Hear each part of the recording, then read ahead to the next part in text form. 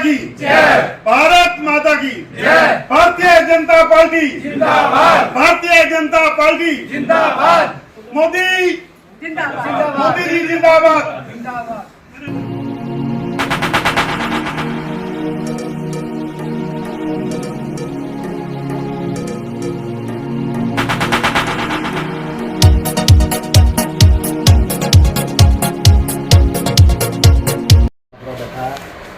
सारे भाई दुकानदार भाई हमारे बैठे हैं, उनका मैं धन्यवाद करना चाहूँगा जो थोड़े से आग्रह के ऊपर एक मीटिंग का आयोजन बोला गया और उन्होंने उसी टाइम कहा कि कोई बात ही नहीं भाई, जब मर्जी आओ, तो उन्होंने मीटिंग का आयोजन किया। हम सब है तो भाजपा विचार के ही सब बंदे बैठे हैं यहाँ पे, फिर भी मैं सभी भाइयों से एक ही अपील करना चाहता हूँ, क्योंकि ये हमारे हित की बात है, हमारे हिंदू तत्व की बात है, हमारे देश हित की बात है। मोदी को एक बार फिर आगे लेके आना है। अगर मोदी है तो सब मुमकिन है, कि जो मोदी कर सकता है वो आज तक किसी प्रधानमंत्री ने नहीं किया। चाहे 370 की बात है, 35A की बात है, राम मंदिर की बात है, चाहे इतना बड़ा संकट हमारे देश के ऊपर आया वैक्सीन का, तो वो एक मोदी, हमारे प्राइम मिनिस्टर ही मोदी जी थे जिन्होंने इसका हल निकाल करके हमारे इंडिया के अंदर वैक्सीन तैयार करवाई और हमारे देश को तो बचाया, विदेश के अंदर भी लोगों को बचाया गया। तो एक बहुत बड़ा कदम मोदी जी ने उठाया।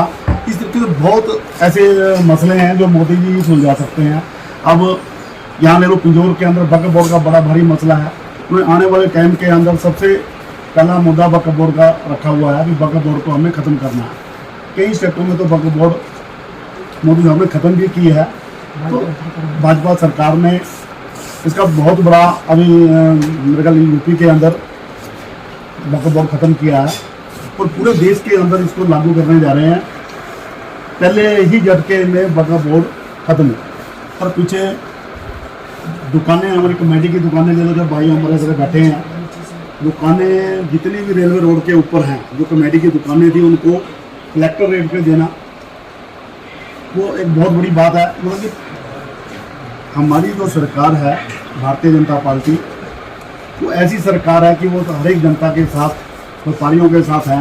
देखो, नाराज़गी व्यापारियों के अंदर नाराज़गी भी होती है। सरकार जब लंबे टाइम में चलती है, आर्या जी मोदी जी ने उनको टिकट देकर यहाँ पे भेजा है, जो 400 पार का उनको नारा दिया, उसके अंदर हमने उनको कमल के फूल वाला बटन बता करके उसमें सेव करना है ताकि यहाँ से जीत के जा सकें और 400 के अंदर एक आंकड़ा हमारा भी जुड़ सके, क्योंकि उन्होंने आह्वान किया 400 का, लेकिन हमारा सब देशवासियों का फर्ज बनता है कि हमें उन्हें सघन पाके बात करना चाहिए, ये ताकि कम से कम उनको लगे कि मैं तो 400 का ही भाई नारा दिया था, लेकिन हमारी 400 आंकड़ा पार हुआ है।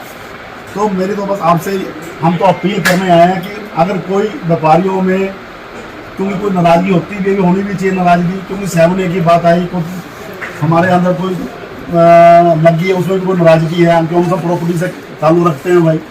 लेकिन फिर भी मैं ये कहूँगा, क्योंकि ये देश हित की बात है, इसको अपने उस चीज़ से पीछे हटा करके हमने मोदी जी को आगे लाना है और देश हित के अंदर हमने अपनी वोट को करना है। और सबसे बड़ी बात यह है कि वोट हमने ज़्यादा से ज़्यादा करनी है। कोई भी अपनी वोट अवश्य डालें और अपने आसपास की वोट को भी डालें, क्योंकि हमारी परसेंटेज आपने देखा होगा, इस टाइम वोटिंग की परसेंटेज, गर्मी भी बहुत है, हमारी 60% के आसपास या 10 के आसपास वोटिंग की परसेंटेज जा रही है। हमने इसको बढ़ा करके यहाँ पे 70 से 75% वोटिंग लेके आनी है। वो तभी पॉसिबल है कि हम सब भाई मिल करके उसको वोटिंग एक अपना एक फ़र्ज समझ लें कि यार मैंने वोट करनी ही करनी है। मैंने अगर कहीं घूमने जाना है तो मैं सिर्फ वोट डाल करके जहाँ मर्जी जाऊँ, लेकिन वोट पहले है। ये हमने सबको प्रेरित भी करना है और अपनी वोट डालेंगे तो अपने आस पड़ोस के 5, 7, 10 घरों की तो वोट जरूर डलवानी है, जिससे हमारी परसेंटेज बढ़ के आए। हमारी परसेंटेज बढ़ेगी तो मोदी सरकार को कोई रोकने वाला नहीं है, किसी में कोई दम नहीं है, सब परसेंटेज का खेल है। हम अपनी वोट ज़्यादा से ज़्यादा करें और मोदी को जिताएं, यही मेरी भाइयों से अपील है।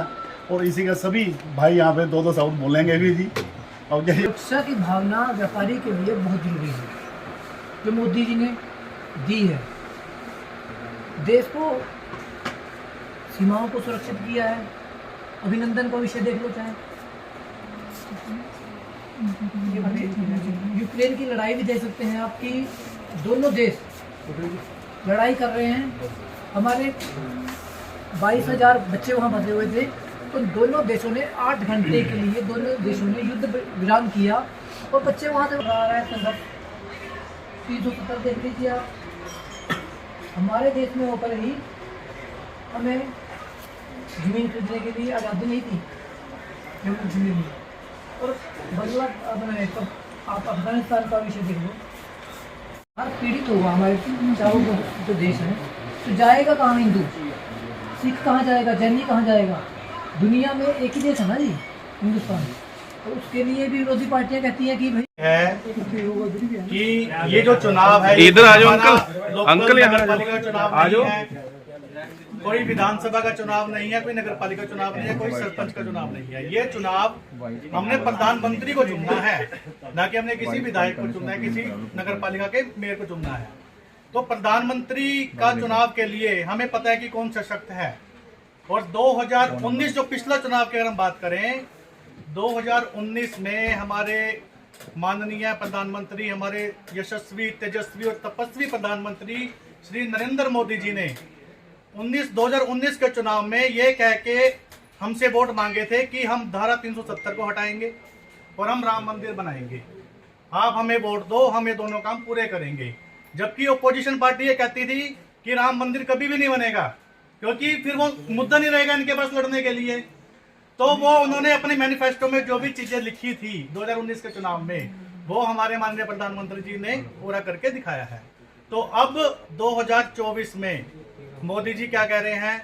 अब भाई साहब, अब नीरज भाई की दुकान में बैठे हैं, अब ये एंकर का सामान बेचते हैं या हेवल्स का बेचते हैं। कोई भी कंपनी 1 साल से ज्यादा गारंटी नहीं देती, पर हमारे माननीय प्रधानमंत्री मोदी जी हमें जीवन भर के लिए गारंटी दे रहे हैं। 2000 हाँ जी, पूरी लाइफ टाइम की गारंटी दे रहे हैं। जो भी काम करेंगे पूरी गारंटी के साथ करेंगे। भारतीय जनता पार्टी भारत माता की जय, भारत माता की जय। अब की बार मोदी सरकार, अब की बार मोदी सरकार, एक बार फिर मोदी सरकार, अब की बार 400 पार।